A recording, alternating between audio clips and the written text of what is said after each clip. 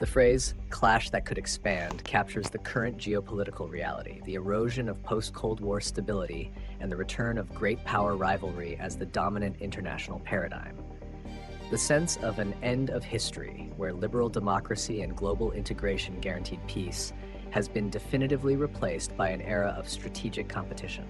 This analysis suggests that the risk of a global conflict has shifted from a theoretical possibility to an operational one, primarily because regional disputes are increasingly proxies for contests between major powers, ensuring that escalation in one area, be it the South China Sea, Eastern Europe, or the Middle East, sends immediate destabilizing ripples across the entire international system.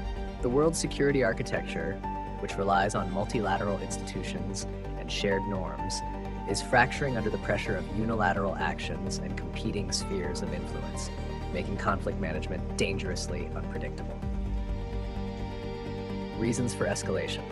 Several factors are converging to accelerate this dangerous trend. First, the resurgence of geopolitical competition is central. The rise of China and the revisionist ambitions of Russia challenge the US-led liberal order, leading to a tit-for-tat dynamic in economic, technological, and military domains. This competition transforms local issues into existential global tests. Second, the proliferation of advanced interconnected weaponry shortens decision cycles. Hypersonic missiles, sophisticated cyber capabilities, and advanced space warfare assets mean that initial conflict actions can be perceived as catastrophic first strikes, drastically increasing the pressure for preemptive escalation. Third, the weaponization of economic interdependence means that sanctions, trade restrictions, and supply chain control are now integrated elements of warfare.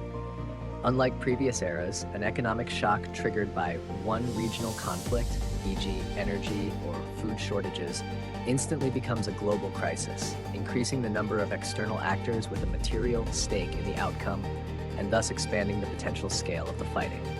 Consequences of an expanding clash. Should a regional clash expand, the consequences would be catastrophic and multidimensional, far exceeding the destruction seen in the 20th century. Humanitarian society will be immediate, driven by large-scale casualty counts, mass migration, and the widespread use of cyber attacks to disrupt essential infrastructure, power grids, banking, healthcare.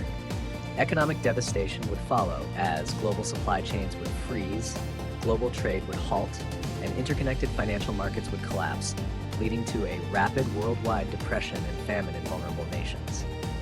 Most crucially, the risk of nuclear threshold crossing would be unacceptably high. In a great power conflict, conventional battlefield defeat of a nuclear power or the loss of command and control significantly increases the likelihood of tactical nuclear use, shattering the 7-decade-long taboo and paving the way for further unimaginable escalation. Prediction and solutions. The current trajectory, if unchecked, suggests that the next decade will be characterized by increased militarization and a higher frequency of near-miss crises. A full-scale global conflict remains improbable by design. Deterrent effects of mutual destruction are still potent, but the risk of a major, prolonged, and geographically expansive conflict that stops just short of all-out war is very high. To navigate this peril, global leadership must focus on dual solutions. 1. Re-establishing crisis management channels. Dedicated, high-level, and confidential lines of communication between Washington, Beijing, and Moscow must be reactivated to ensure that military accidents or misinterpretations do not spiral into deliberate conflict. 2.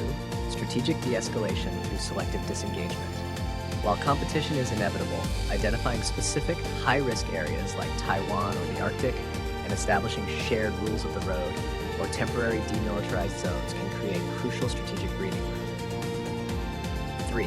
Strengthening non-aligned global institutions, empowering middle and rising powers, e.g. in Africa, Latin America, and Southeast Asia, through revitalized, unpoliticized global forums to act as mediators and provide alternative diplomatic off-ramps outside of established power blocks. Ultimately, the goal is not to eliminate competition, but to raise the cost of military escalation so high that diplomacy, however strained, remains the only rational option. Conclusion.